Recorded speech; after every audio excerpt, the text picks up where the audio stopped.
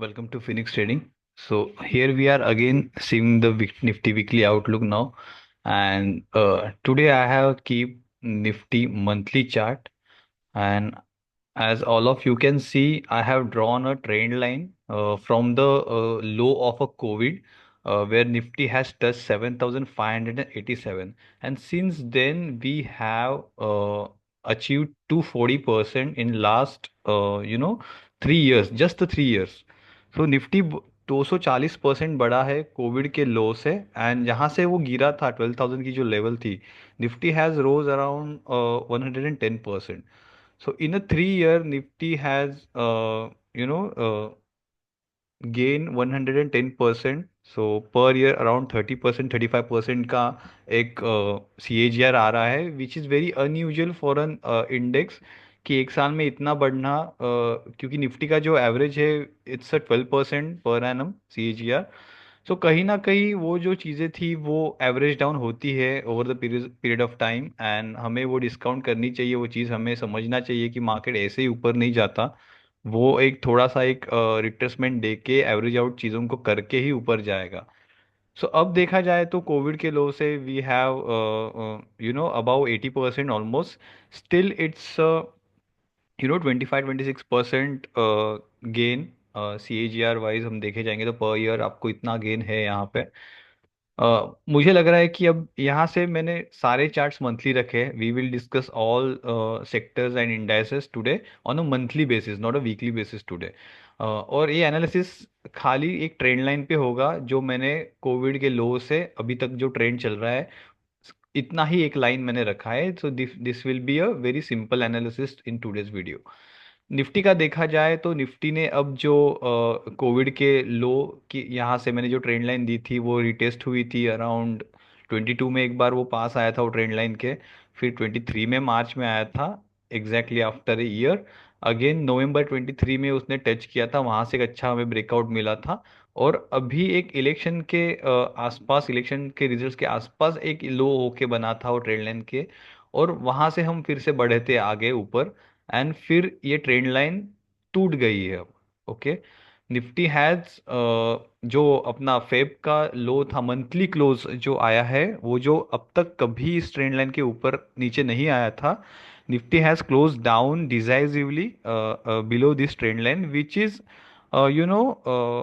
Not a good sign for a traders. अब ये जो ट्रेंड है इतने जल्दी रिवर्स होने के कोई चांस मुझे दिख नहीं रहे हैं. It will take time, at least 6 months और अ ईयर. देखना पड़ेगा कि कैसे चीज़ें रोल आउट होती है, क्योंकि यहाँ पे भी एक जो साइडवेज मूवमेंट चली थी वो ऑलमोस्ट 21 अक्टूबर से लेके 23 मई तक चली थी, विच इज़ 1.5 साल एक साइडवेज मूवमेंट में निफ्टी चल रहा था. सेम मुझे लग रहा है कि ये जोन में आके निफ्टी थोड़ा टाइम स्पेंड करेगा, एंड एक नया हमें एक प्राइस स्ट्रक्चर देखने यहाँ पे मिल सकता है. इसको थोड़ा सा वीकली टाइम फ्रेम पे लाते हैं, हम देखेंगे यहाँ से. तो यू कैन क्लियरली सी कि कितना बेरिश एक मूवमेंट निफ्टी में आ रहा है. हम जो ये ट्रेंड लाइन की ऊपर की ट्रेंड लाइन की जो बात कर रहे थे, रेजिस्टेंस की बात कर रहे थे, तो रेजिस्टेंस अभी भी बना हुआ है 23,500 में. एक रेजिस्टेंस बना हुआ है. देन ये वीक का जो हाई था, which is 22,600, this will be a massive massive massive resistance now. यहाँ पे बहुत लोग ट्रैप हो चुके हैं, एंड ये रीटेस्टिंग के लिए अगर आता है तो यहाँ से हेवी वीक वाली फिर से चालू हो सकती है. अगर एक मोमेंटम चेंज, हम रिवर्सल की जब बात करते हैं, I I see that if Nifty close manage to close about 23,300, 20,200, then we can see some kind of reversal in indices. Otherwise ये जो lower low lower high structure है, that will keep on continuing यहाँ पे Nifty में. सो Nifty का अगर support देखा जाए तो सपोर्ट काफ़ी नीचे है. जो ये मैं गैप बोला था, एक गैप होके ऊपर गया था निफ्टी, ये एक बिगेस्ट सपोर्ट है निफ्टी का 23,000, वो जो राउंड फिगर भी है. अदरवाइज निफ्टी का जो एक सपोर्ट है, जो इलेक्शन डे का लो था, वो जो लास्ट वीडियो में मैंने बोला था, वही बरकरार है. ये दो मेजर सपोर्ट है, 21,600 एंड 20,600. ये थाउजेंड थाउजेंड पॉइंट्स की जो मैंने सपोर्ट की बात की थी लास्ट वीडियो में भी, वो अभी तक सपोर्ट का काम करेंगे. वहाँ तक प्राइस आने की अभी फुल चांसेस बढ़ रहे हैं, मुझे दिख रहे हैं. कोई रिवर्सल अब तक नहीं दिख रहा है. If I talk about Bank Nifty, again I will shift to monthly chart. एक वर्टिकल सा ऊपर गया था आफ्टर कोविड के बाद। 2 महीने क्लोजिंग उसने वो ट्रेंड लाइन के नीचे दी है, विच इंडिकेट्स बैंकिंग सेक्टर काफ़ी प्रेशर में है। फर्स्ट इसने ट्रेंड लाइन तोड़ी थी जनवरी में, और अभी जो उसका फॉलो थ्रू है वो भी आ गया है। Only good thing is Jain का जो लो था वो इस महीने में टूटा नहीं है। तो अगर ये टूट जाता है जैन के लो, तो बैंकिंग सेक्टर में काफ़ी हेवी वीक वाली हमें देखने मिल सकती है। अगर नहीं टूटा तो थोड़ा कंसोलिडेशन फेज होके हम फिर से उसको एनालिसिस करेंगे कि क्या प्राइस एक्शन बन रही है आगे। If I talk about auto sector was in heavy heavy heavy up trend. मतलब इतना मंथली बेसिस पे अप ट्रेंड मैंने कभी नहीं देखा था किसी इंडेक्सेस में। और अगर कोविड लो की बात करें, जहां निफ्टी 200% बढ़ा है, ये उसके डबल बढ़ा है, ऑलमोस्ट 500% गेन हुआ है कोविड के लेवल से। और बिफोर कोविड के लेवल से हमें देखने मिला है 229% या इसमें गेन। सो इतना काफी बढ़ने के बाद यहाँ ये जो एक all time high auto sector ने भी क्रॉस किया था अराउंड दिस, उससे भी एक जो हाई था वो अराउंड 100% ये बढ़ चुका था कुछ ही महीनों में, राइट। तो ये ऐसे सस्टेन नहीं होता है, ऐसे वर्टिकल कोई चीज जाती है तो ऐसे सस्टेन नहीं होती, वो डिस्काउंट कर ही लेती है।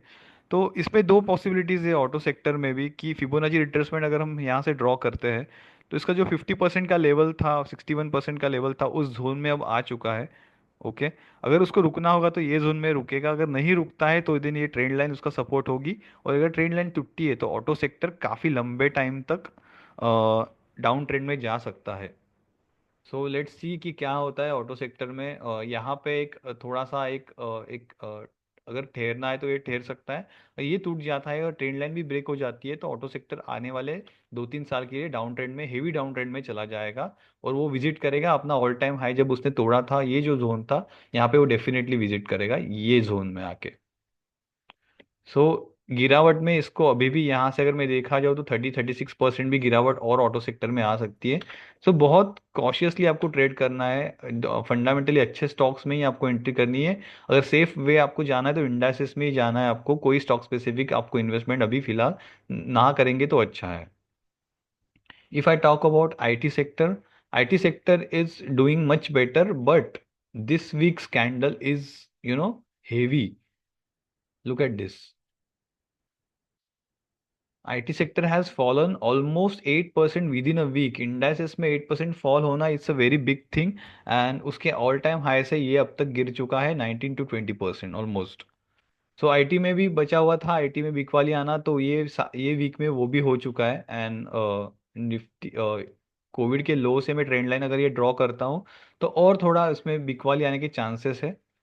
और ये 6-7%, 5% नीचे जा सकता है, देन आपको एक अच्छी अपॉर्चुनिटी मिलेगी आईटी में। अगर आपको इन्वेस्ट करना है लॉन्ग टर्म के लिए तो wait to price visit this trend line.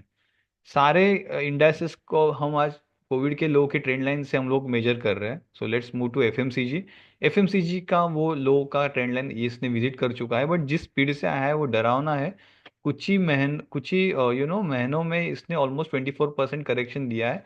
And what is unusual, I feel that when market are falling, FMCG is the only sector where people park their money, investors park their money, क्योंकि वो stable है long term में। FMCG का consumption कभी खत्म नहीं होने वाला है, it's a long lasting sector. तो वहाँ पे आफ्टर गोल्ड लोग एफएमसीजी में थोड़ा सा प्रेफरेंस देते हैं कि इन्वेस्ट करें कुछ ना कुछ। But if you are seeing this daily on daily chart, ये कंटिन्यूस गिर रहा है सितंबर 24 से।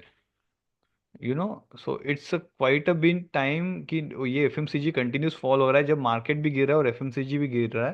ये बहुत कम टाइम ऐसा हुआ है, तो एंड दिस टाइम ये बहुत अपने ट्रेंड लाइन के आसपास पास आ चुका है अब, तो यहाँ पे एक अपॉर्चुनिटी आपको शायद मिल जाएगी। So let's go to metal sector. Metal sector is comparatively outperforming rather than बाकी की जो सेक्टर की हालत है, वैसे मेटल की नहीं है। अब ये कुछ दिन यहाँ पे रुक चुका है, यहाँ पे कुछ वीक्स उसने टाइम स्पेंड किया है, नए लो नहीं बन रहे हैं, जो पुराना लो बन चुका है उसको डिफेंड किया गया है लास्ट कुछ वीक से। तो मुझे लग रहा है कि मेटल थोड़ा सा शायद अगर इसके ऊपर ब्रेकआउट दे तो ये फिर से अप ट्रेंडिंग में आने के चांसेस है। अगर नीचे जाएगा तो ये ट्रेंड लाइन भी कोविड के जो लो की थी वो शायद यहाँ पे ब्रेक डाउन करके ट्रैप करने की कोशिश करेगा, और ये ट्रेंड लाइन से आके फिर से रिवर्स होके जिन लोगों ने शॉर्ट किया था उनको ट्रैप कर देगा। तो metal is looking much better than any other sector right now. तो अगर ये ट्रेंड लाइन के आसपास मेटल आपके स्टॉक्स मिलते तो you can definitely start to accumulate. Mid cap की बात की जाए तो mid cap is still far away from its trend line, और इसमें 5-6% की गिरावट या 8-9%, इनफैक्ट 10% तक की गिरावट भी आपको देखने मिल सकती है। अगर ये इमीडिएटली गिरा तो 10% गिरेगा, ये थोड़ा थोड़ा आगे जाके गिरेगा तो ट्रेंड लाइन यहाँ तक आ जाएगी तो 5-6% आपको करेक्शन मिलने के और चांसेस है मिड कैप में। So I have personally started investing in mid cap index fund now, because एक अपने टॉप से ये ऑलमोस्ट 21% गिरा है। So I feel it's a good opportunity to add few mid cap bees for long term. और जैसे जैसे गिरता जाएगा I will keep on adding, because index में मुझे इतना कोई डर नहीं है। Stock specific mid cap small cap में मुझे बहुत डर लगता है to invest, but I am good at swing trading in it. So अभी स्विंग ट्रेडिंग के कोई चांस नहीं है, so I keep adding for my investment purpose. If I talk about pharma is very very far away from its COVID lows trend line, और ये मुझे लगता नहीं कि ट्रेंड लाइन विजिट भी करेगा, because it's still 23% downside. So मुझे नहीं लगता फार्मा ये ट्रेंड लाइन अभी इतने जल्दी विजिट करेगा। अगर इसको रुकना है तो ये जो एक बेस बना था यहाँ पे वो सपोर्ट ले सकता है, और उसका जो नेक्स्ट सपोर्ट है वो नीचे का जो बेस बना था यहाँ पे वो आने की चांसेस है, और यहाँ पे जब आएगा तब ये ट्रेंड लाइन के पास डेफिनेटली ये टच करेगा। सो फर्स्ट सपोर्ट ये है, ये अगर टूट गया तो ये बहुत जल्दी गिरेगा उसके ट्रेंड लाइन की तरफ। बट चांसेस बहुत कम लग रहे हैं, बिकॉज फ्रॉम दिस मोमेंट और 20% गिरना किसी इंडेक्सेस के लिए तो ये मुश्किल है थोड़ा सा, बट नामुमकिन नहीं है, मार्केट है, कुछ भी हो सकता है। ये मैंने आपको जस्ट लेवल बता दिया कि ये लेवल में आपको खरीदारी करनी है, बीच में कहीं पे भी हाथ नहीं डालना है आपको कि रैंडमली आपने परचेस कर लिया।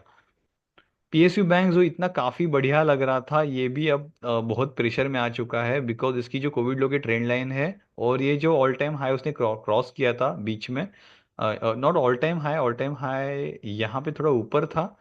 ऑल टाइम के आसपास भी हम अगर उसका एक सपोर्ट ड्रॉ करें तो यहाँ पे एक आ रहा है सपोर्ट की तरफ।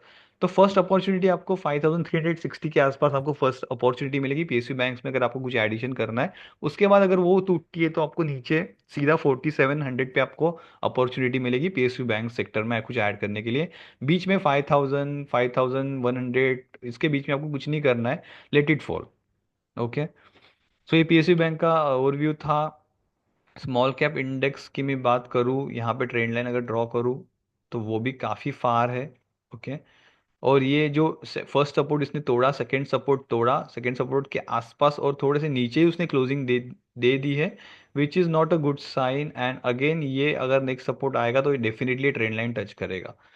तो overall if you observe that सारे जो सेक्टर्स है वो ट्राई कर रहे हैं कि कोविड की जो एक ट्रेंड लाइन बन रही है वो ट्रेंड लाइन के आसपास अगर आपको अपॉर्चुनिटी मिले, that will be a really great opportunity to add into your investment. और स्विंग ट्रेडिंग के लिए मैं भी तो कोई एडवाइस नहीं दूंगा, बिकॉज स्विंग ट्रेडिंग के लिए मार्केट अप ट्रेंडिंग में होना बहुत ज़रूरी है, जो नहीं है। तो स्विंग ट्रेडिंग मेरे लिए आउट ऑफ द क्वेश्चन है for now. I will be happy sitting in a cash, and मुझे कोई दिक्कत नहीं है उस चीज़ में। rather than struggling and giving stop losses, I will rather wait for a market to turn up trend। अगर 2 साल लगे तो भी मुझे कोई दिक्कत नहीं उस चीज़ में। गोल्ड की बात करेंगे तो गोल्ड भी कुछ 2-3 हफ्तों से एक क्वाइट फेज में है, और ऑब्वियसली कि वो जो इतना बढ़ चुका है तो थोड़ा सा उसको भी सेटल होने में टाइम लगेगा। अगर गोल्ड नीचे आना चालू हुआ तो डेफिनेटली मार्केट्स अपने शायद रिकवर कर जाए, और जब तक गोल्ड ऊपर है मार्केट में करेक्शंस बना रहेगा। और गोल्ड का जो सपोर्ट है वो 79,000 पे है, अभी 77,700 पे। तो यहाँ से अगर गोल्ड में आपको और कुछ 5-6% की गिरावट मिलती है तो use it for adding longs, क्योंकि गोल्ड अप ट्रेंडिंग में है तो जितनी भी गिरावट आएगी I will using it as a doing long in gold. Silver भी काफ़ी अप ट्रेंडिंग में है और साइडवेज जा चुका है। आई एम वेटिंग कि ये ब्रेकआउट 97,000 पे जब आएगा तो एक अच्छी खासी मूवमेंट हमें देखने मिलेगी, जो लास्ट टाइम हमने सिल्वर के बारे में बात कर चुके हैं। So I am not wasting my time into it. US dollar जो एक करेक्शन फेज पे आया था, अगेन उसने रिकवरी दे चुका है, और वो एक जो एक यहाँ से ब्रेकआउट आता उसका रीटेस्टिंग किया हुआ है, which is not a good thing. US dollar बढ़ना हमारे लिए काफ़ी बुरी बात है। रुपीज़ जिस हिसाब से डिप्रिशिएट हो रहा है, F I I are not willing to stay in India, they are happily exiting on a very attractive price, because DIIs भी बाय करते जा रहे हैं तो उनको लो प्राइस पे निकलने का टेंशन नहीं, उनको अच्छी प्राइस मिल रही है निकलने की। व्हेन DI स्टॉप बाइंग, जब मार्केट और नीचे आएगा तो शायद FII कुछ स्लो करे उनके बेचने का speed, but right now they are getting really good price to exit. Yes that's it. ये कुछ स्टॉक्स थे जिनका तो अभी मैं हम बात नहीं करेंगे इस लेक्चर में। So yes, if anything you face problem, you want any guidance on your investment, let message me. We will be discuss. And I am not a SEBI register, so I can give you advice on a study purpose. If you want to really invest your thing, then talk to your financial advisor. So yes, that's it. That's it for this week. Have a nice week ahead and take care. Bye bye.